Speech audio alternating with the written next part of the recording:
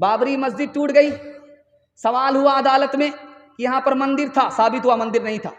राम पैदा हुए, साबित नहीं हुआ। मस्जिद थी तो हाँ थी, इसको तोड़ दिया गया, हाँ तोड़ दिया गया, साबित हो गया।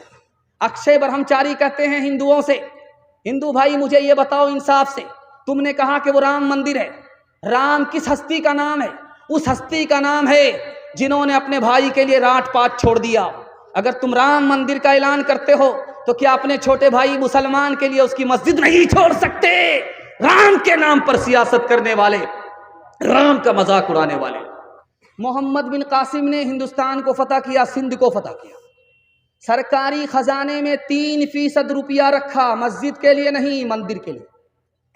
किससे नया मंदिर बनाओ? मुसलमान बादशाह मंदिर के लिए 100 में 3 रुपए दे रहा है, सरकारी खजाने से दे रहा है। नया मंदिर बनाओ और पुराने मंदिर की मरम्मत करो।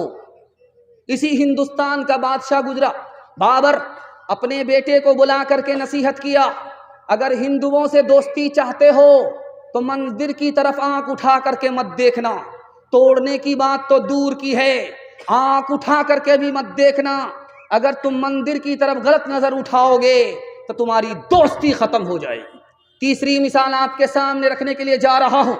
मंदिर का मतलब ये होता था 100 एकड़ जमीन की मालिक जगह, मस्जिद का मतलब होता था 100 एकड़ जागीर की जगह। टीपू सुल्तान ने यहाँ के गैर मुस्लिमों को कितना मंदिर दिया? 156 मंदिर दिया। मुसलमान बादशाह, मुसलमान नवाब होकर के यहाँ के गैर मुस्लिमों को कितना मंदिर दिया? 156 मंदिर दिया।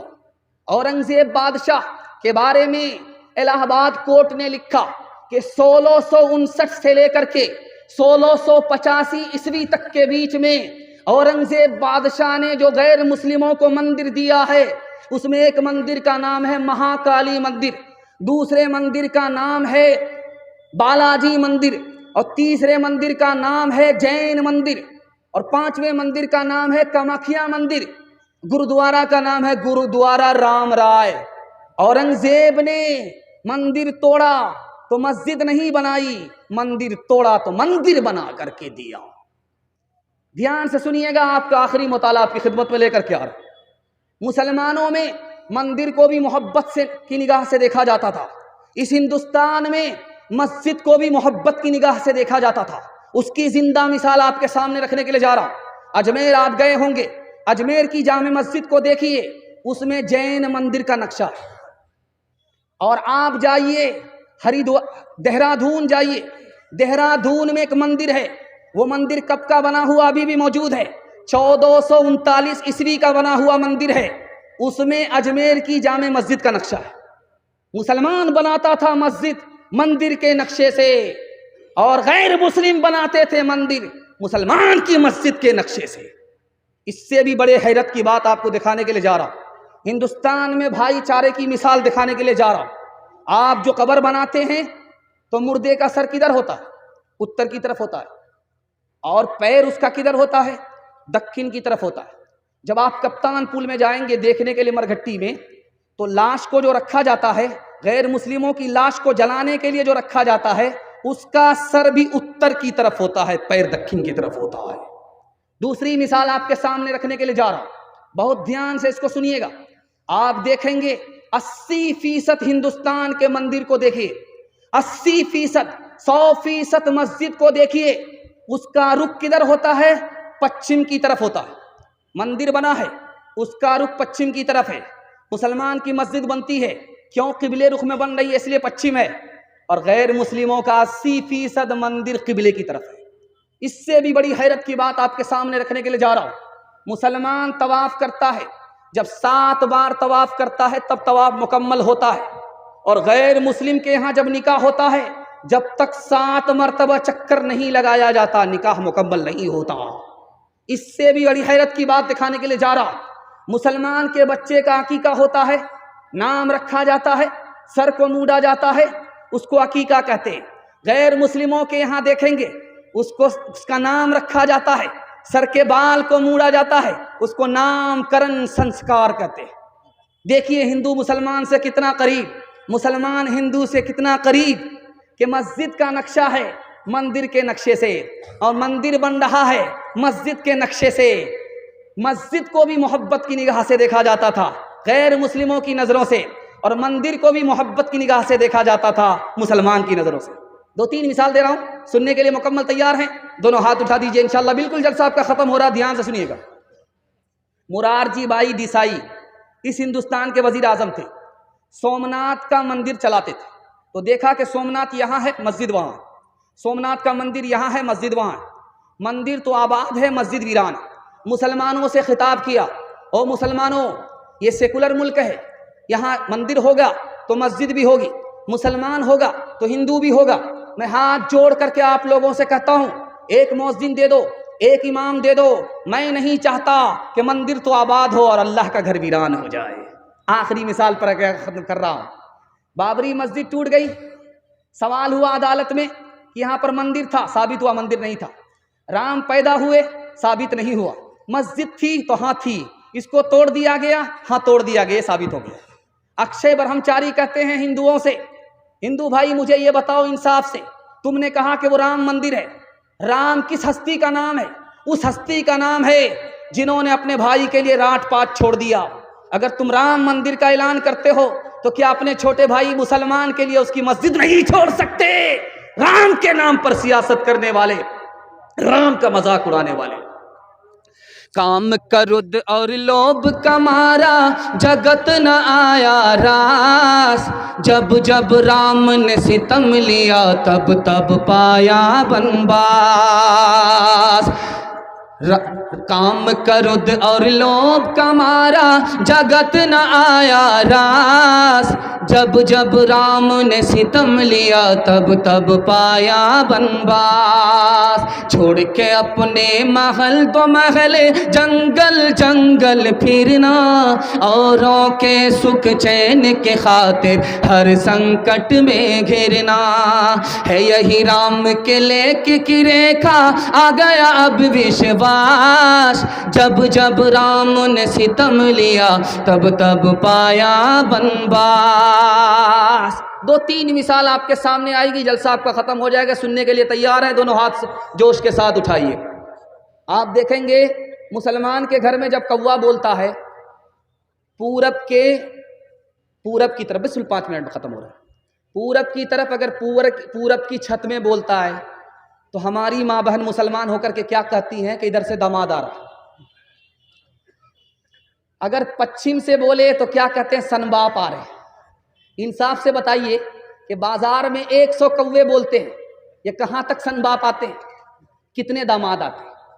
ये असल में गैर मुस्लिमों के घर की चीज़ थी, मुसलमानों के घर में भी मशहूर है। एक दोहे में मशहूर ख्याल था गैर मुस्लिमों का, वो ख्याल मुसलमान के घर में भी पाया जा रहा है। मुसलमानों के घर से जाने का नाम ही नहीं ले रहा। इस्लाम पुराना हो गया लेकिन ये ख्याल नया है, दिखाने के लिए जा रहा हूँ।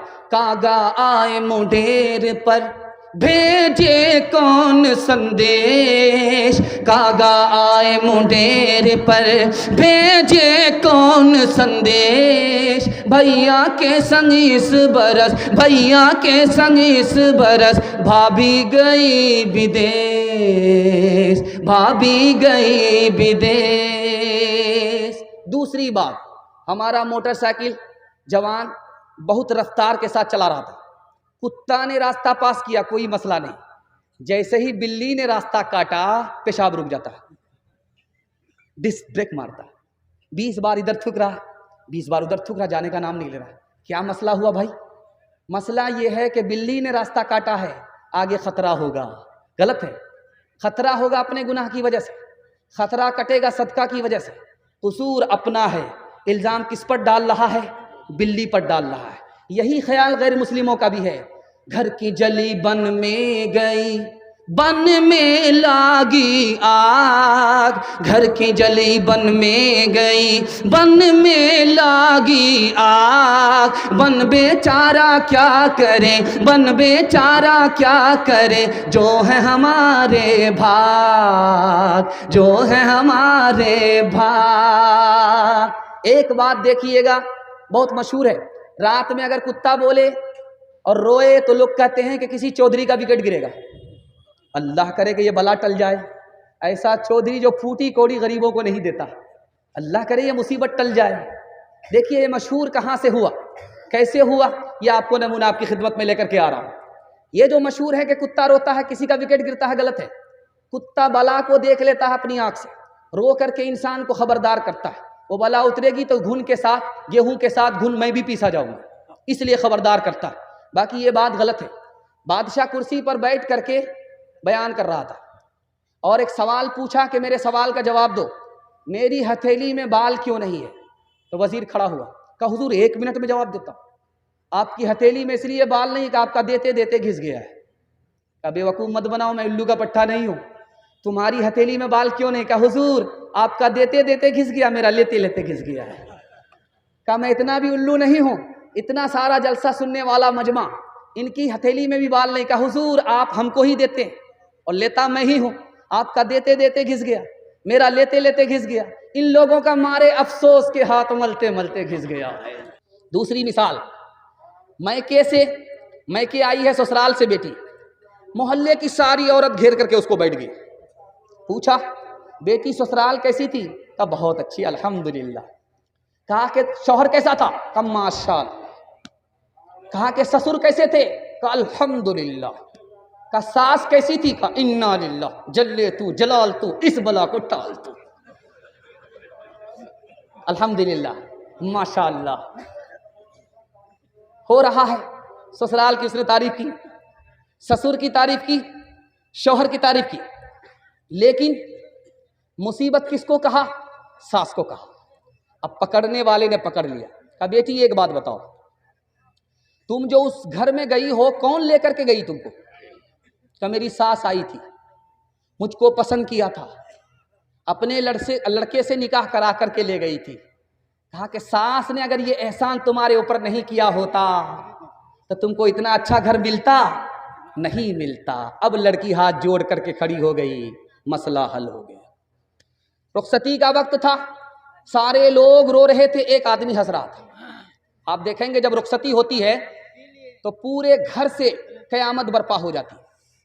दादी अलग रो रही है, नानी अलग रो रही है, अब बाराती को भी देखा नहीं जाता, बारात के लोग भी रोने लगते हैं, लेकिन एक आदमी उसमें हंस रहा था।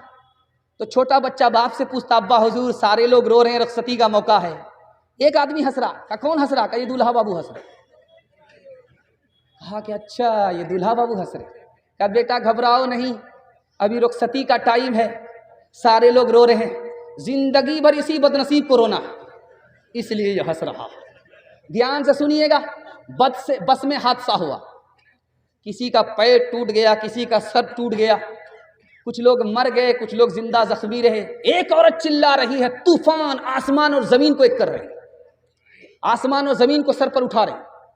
कहा कि तू इतना क्यों रो रही है? कहा मेरी उंगली कट गई। कहा लोगों की गर्दन कट गई, कोई शोर नहीं, तुम्हारी उंगली कट गई, इतना शोर। कहा कि मेरा भारी नुकसान हुआ है, जिस उंगली से अपने शौहर को नचाया करती थी वही उंगली कट गई। मेरी प्यारी बहन तो बनेगी दुल्हन, मेरी प्यारी बहन तो बनेगी दुल्हन, खैर बरकत सरापा तेरी जात हो,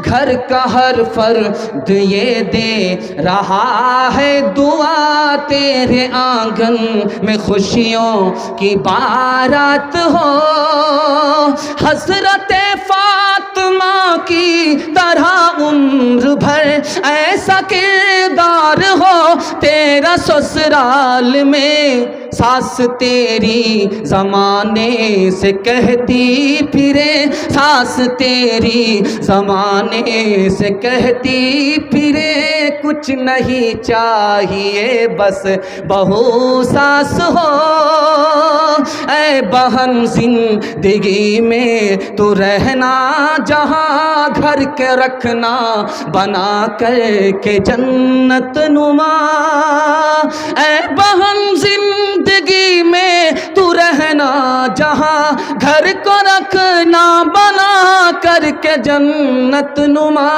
शुक्र करना अदा रब के एहसान का, शुक्र करना अदा रब के एहसान का। हाथ में तेरे दूल्हे का जब हाथ हो, ध्यान से सुनिएगा, तेजी से निकाल लाओ। औरतों के हवाले से पैगाम है, इंशाअल्लाह माँ बाप को खर्चा बीवी से पूछ करके देंगे। बिल्कुल हाथ उठाइए, सही जा रहा है। खैर 12 बज जाने के बाद हम बैठे हैं, आप पागल है। आप हर सवाल पर हाथ उठा रहे हैं, आप फुल पागल है। पागलों का इस्तेमाल हो रहा है। ये चिकनी नहीं है, ये सीधा रांची में हम लोग पहुंचे हुए हैं। ध्यान से सुनिएगा, आखिरी मुताला आपकी खिदमत में लेकर के आ रहा हूं। छोटा बच्चा माँ के सामने, माँ नाराज होकर के कहती है कि बेटा तूने मुझे नाराज किया, मैं तेरा दूध माफ नहीं करूंगी। तो बेटा तन गया, तेरा कौन सा एहसान है, तूने मुझे डब्बे का दूध पिलाया, तेरा कौन सा एहसान। दूसरी मिसाल आपके सामने आ रही है, इसको ध्यान से सुनिएगा। बीवी आई है, जन मुरीद शौहर को नसीहत कर रही है, कान लाइए, ये लेकर के आ गया।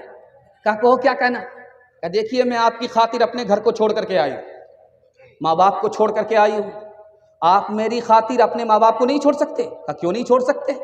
अपने मकान से निकाला, किराए के मकान में डाल दिया।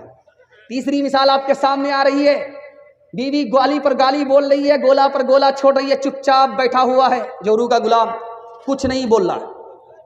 जब बर्दाश्त से बाहर हो गई तो कहता कि अफसोस कि तू मेरी बीवी है, अगर तेरी जगह मेरी माँ होती तो हड्डी पसली एक कर देता। चौथा नमूना आपकी खिदमत में आ रहा, ध्यान से इसको सुनिएगा। दस्तरखान पर सालन आया, मजा नहीं आ रहा, तो माँ को डांट रहा, तू बूढ़ी हो गई, तुमको सालन बनाने के लिए नहीं आता। तो माँ ने कहा मुझे क्यों डांट रहा है, तेरी बीवी ने बनाया। कहा वाह माँ, इसी वजह से तो मैं सोच रहा हूँ कि जिंदगी में पहली बार ऐसा मजा आ रहा है। तो माँ ने कहा कि एक नंबर का जोरू का गुलाम है। जा जा बेटी अज ससुवार,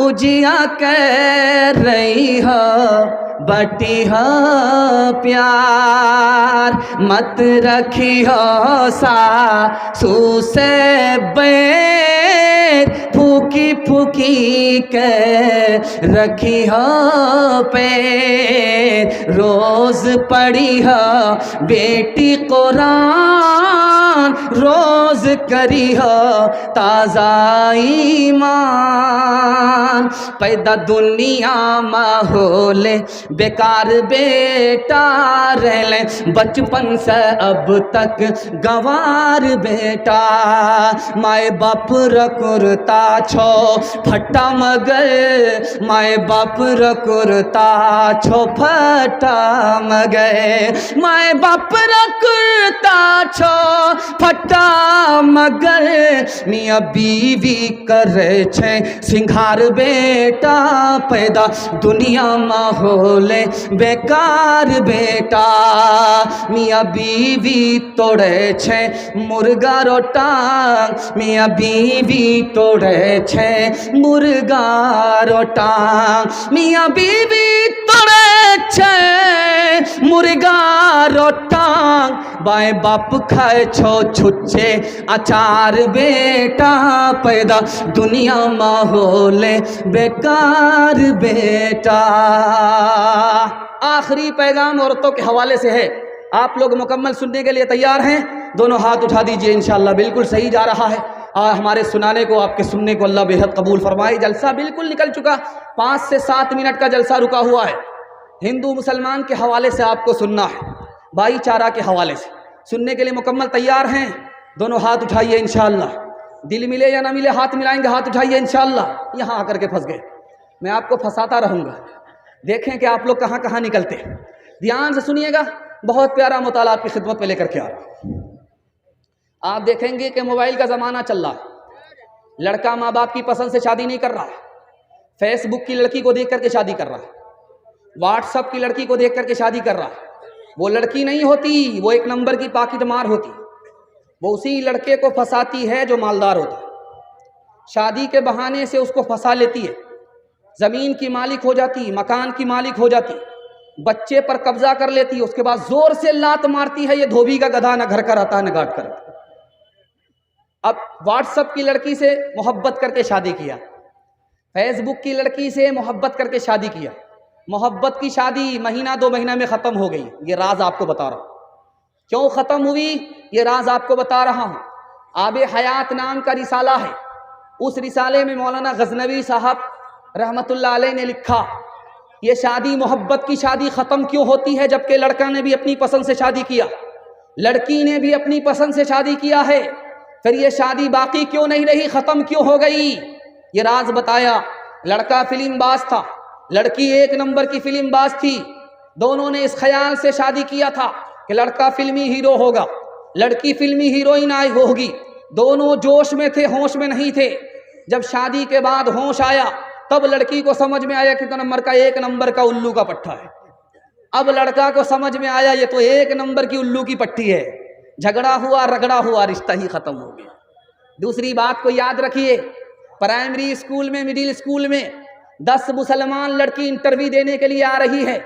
उससे पूछा गया कि ये बताओ कि तस्बीह में 100 दाने क्यों होते हैं, तस्बीह में 100 दाने गिनती के क्यों होते। तो वो राज साफ है, तस्बीह फातिमी के हवाले से होता है कि सुभान अल्लाह को 33 मरतबा, अल्हम्दुलिल्लाह को 33 मरतबा, अल्लाह अकबर को 34 मरतबा पढ़ना होता है। वो इस तरह से गिनती 100 हो जाती है। उसको बताना था, जवाब किसी ने नहीं दिया। दूसरा सवाल हुआ हुजूर की नानी का नाम, दादी का नाम बताओ, किसी ने नहीं जवाब दिया।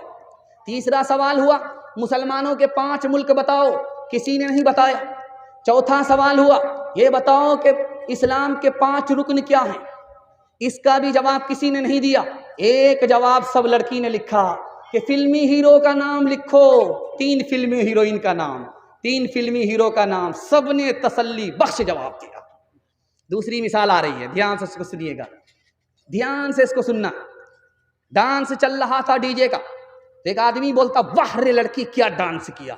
एक आदमी बोलता है वो लड़की नहीं है वो लड़का है। कहा मैडम भूल हो गई, कहा मैं मैडम नहीं हूँ, उसी लड़के का बाप हूँ। तीसरी मिसाल आपके सामने आ रही है, डीजे का डांस चल रहा था, एक लड़की मिसरा पढ़ रही थी, खुदा जाने के किस्मत में हमारी क्या लिखा होगा, खुदा जाने के किस्मत में हमारी क्या लिखा होगा।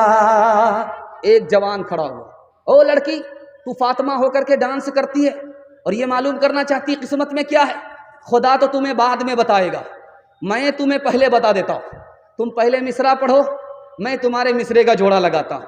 खुदा जाने के किस्मत में हमारी क्या लिखा होगा।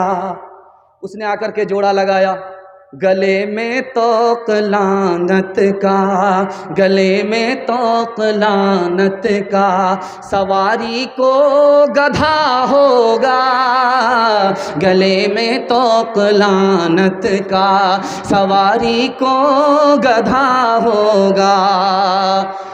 शादी में झूम झूम कर ढोलक बजाएगी, नाचेगी और गाएगी, एक्टिंग दिखाएगी।